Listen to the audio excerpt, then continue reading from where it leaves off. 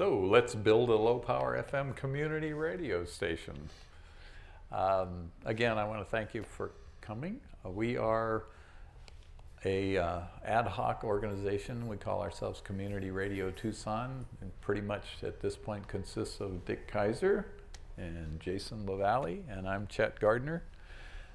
We exist to try to communicate this opportunity to our Tucson area and to serve as an ombuds group between Tucson and the Prometheus Radio Project in Washington, D.C., who are the main lobbying force that got the Community Radio Act of 2010 passed, and are in constant contact with and working with the FCC to make sure that the right rules get in place to allow community radio to happen. And I want to thank Access Tucson for the use of the hall. We're going to try to, as I explained earlier, we're going to try to put together a DVD that can be handed out to your friends, neighbors, and most importantly, any nonprofit organizations who might be enticed to apply for a license. Low power FM radio, it's FM radio, no AM, just FM. It's limited to 100 watts, which gives you an effective area of about 5 to 10 mile radius. It all depends, it's line of sight because it is FM radio. So if you've got a big mountain or a building in the way between the transmitter and the receiver, your signal's not going to get there. So it's line of sight. So you want your transmitter as high as possible. I think there's a 300-foot limit, but that's not a problem here in Tucson. I don't think we have 300 feet here. What was just passed was something called the Local Community Radio Act of 2010. And after over a decade of effort by former pirate radio folk and community radio folk, the original, there was a low power FM license round in the early 2000s. The law was passed in 2000, I believe, and there was a round of station licenses granted, one of which was the Pascua Yaqui tribe down. The technical requirements were so stringent so that there were no licenses available in urban areas. The new law has taken care of that, and in fact the new law mandates that there will be slots on the frequency spectrum in every major market for low power FM community radio, and it's defined as community educational radio. So you have to have an educational mission or something in your mission statement that says educational. Although they never question it. Yeah, you just put it in there, and they don't come and listen to you. The rule will be proposed somewhere towards the end of this year, beginning of next year, and the rules will finally be promulgated sometime in the spring of next year. And then at some point in the late spring, summer of next year, the window will open for probably, if it's like the last time, about 5 days. It'll open up and you got to get your application in, and then bang, it'll close. And then they'll start considering, sifting through the applications. We can do a little speculation from the last round as to what kind of things they're going to be looking for. An available channel frequency, of course. You probably will have to be a nonprofit, at least a state nonprofit. It's highly probable that a federal 501c3 will have a little more cachet. There was some speculation that most of the board members of the nonprofit must live within 10 miles of the transmitter location. Again, like we said, an educational mission.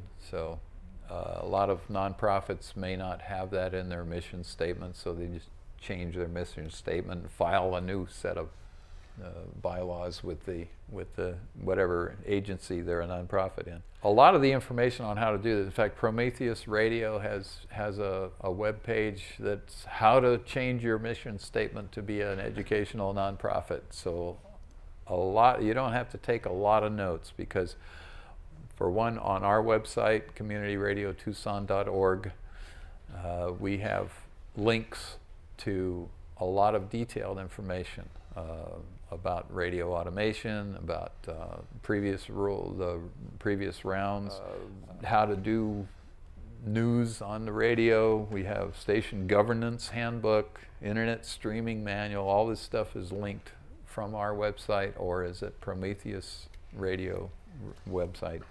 It was only in December of 2010 that Obama signed the Local Community Radio Act of 2010. And it was a lobbying organization called Prometheus Radio Project that made that happen. And they had to do it kind of while the some of the legislatures were sleeping or half asleep. They really did it strategically and got the law passed. And now Prometheus is an organization that's devoted to helping these community radio stations across the country get on the air, get their applications accepted and so forth. And so that's what that is. They're an organization that's designed to help people start local community radio stations. Sometime in mid-2012, the window will open. And this is pretty much the process that was followed the last time, and it's probably going to be pretty close because bureaucrats don't like to rewrite too much. It'll be a very short window if the past is any judge. So that's why we're really trying to get people aware of the opportunity to get nonprofits who are suitable candidates to apply. There's a responsibility to the application. It's just like any other radio station. You have to be careful of what's said on the air, and the nonprofit is responsible for what's said on the air. We're hoping that this round, the last round, it was up to 2 or 3 years before people started getting their construction permits. This time there's speculation that it won't be quite as long. So the process will be putting your application together, getting it in the window, and then they'll process them. And it could take 6 months to a year. And then you would get a construction permit. And that just says you're good to go. Get your radio station on the air in a certain amount of time. Speculation is that it's 3 years. You have 3 years to get on the air. So then you start your fundraising, you start buying the equipment, getting your space together, and put the physical plant together, and then fire it up, get on the air, test it, and get on the air, and then tell the FCC you're on the air, and then it becomes a license. So there's no extra stuff. Once you get the construction permit, then you're good to go. This is kind of a Chevy Impala of a system. The basic components are a studio of some sort where you do the production or the live broadcast. Then there's the transmitter segment here, and then this one has on the upper right is a production studio for offline program production. However, the main reason I put this up is it looks all complicated and expensive and stuff. But the nice thing about it in the year 2011 is that this can be your production studio. So one thing about the community radio is it can be decentralized now. So people in neighborhoods and small organizations can do their own programming with as little as a laptop or a digital recorder, and then use their laptop to put the program together with free software, and then just shoot the program over the internet to an automation computer connected to the internet into an automation queue, which is software that will allow the radio that will play the programs in the right order at the right time into the transmitter and out over the air. So a basic, decent LPFM station could be put together for less than $15,000. You don't want to stint on the transmitter or the antenna. So you're going to pay some money for that, and then there's the automation system and the internet connection. So that's how simple it can be. And I wanted to make that point.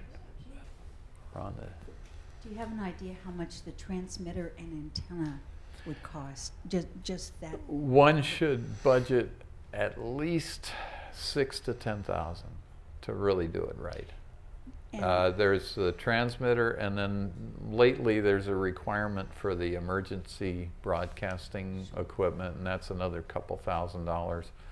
So a transmitter starts, a good one, around $4,000, and then a couple thousand for the EIS, and then there's figure about $3,000 or $4,000 for a good antenna set. Although Prometheus is lobbying very heavily to make sure it is community radio, because there's a danger. One of the dangers is that some of these broadcasters who have de facto national coverage will grab the licenses and then just program them from Des Moines or East St. Louis or whatever, and just grab a bunch of these low power FM licenses to set up their own nationwide network. Well, this new law is very explicitly designed to keep that from happening. But it all depends on the rules. So that's why Prometheus is constantly in touch with the FCC and keeping on top of and lobbying hard for the right kind of rules. It's a safe bet that there will be some rule like that in place.